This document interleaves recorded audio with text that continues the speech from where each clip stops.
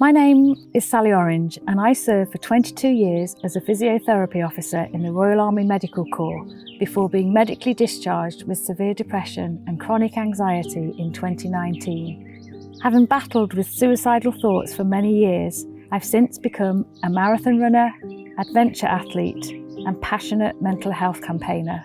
My exploits have taken me all around the globe and I've run more than 80 marathons, cycled across America, swam the English Channel, set a number of world records and raised in excess of £500,000 for more than 50 charities.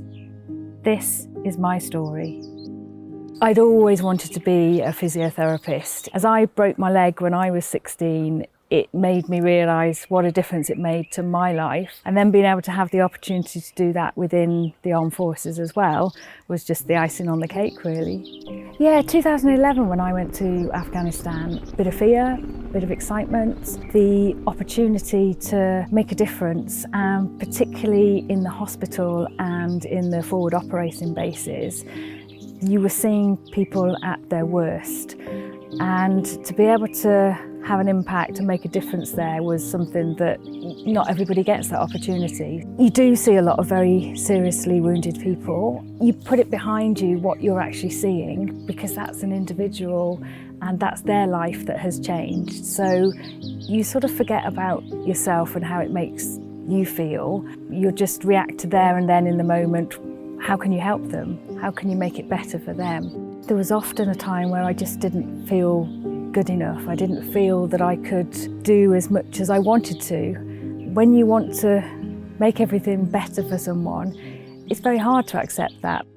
I was told that I wasn't in an environment that was very healthy for me. And so to have that taken away, I grasped and grasped to try and plead with them not to discharge me. I have struggled with depression for over 20 years. I have hidden the depression and anxiety, and it has at times, it's led me to want to take my life. It just felt for me that had my life been taken in Afghanistan, although the outcome is the same, that I wouldn't be here, there wouldn't be other people maybe blaming themselves or what could they have done. It's taken a long time, but I now feel that I have more coping strategies. All the time that I hid it, nobody could actually help me, whereas by getting the therapy and getting the help, I now recognise when I'm starting to slip. I know my triggers now. I know that certain situations I will find difficult, so I'll find strategies to be able to get round that. And that's now how I live, and I'm still able to go on and do different things. I remember watching that very first London Marathon on the TV as a little girl and just thinking, wow, that looks amazing. I would love to do that one day. It just took until I was 34 to actually pluck up the courage to go and do that. I remember finishing, and for the first time in my life, I actually felt like a superhero. That feeling of, wow, I've achieved something that I never ever thought possible. It's something that can't be taken away from me. I've done 82 marathons now, all over the world.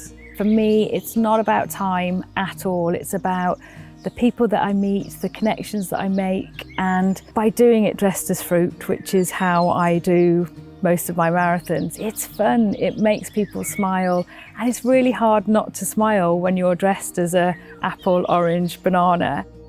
Probably my biggest challenge is I ran 7 marathons on 7 continents in 7 days.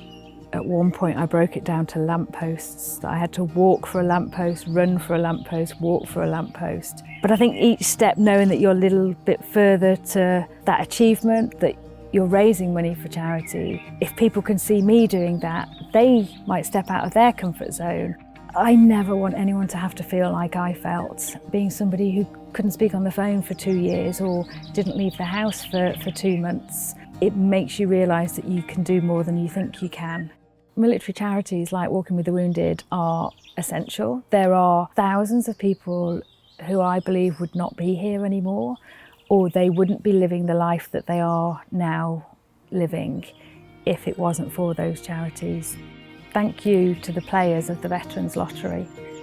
Without you, so many veterans would be in a very, very different situation.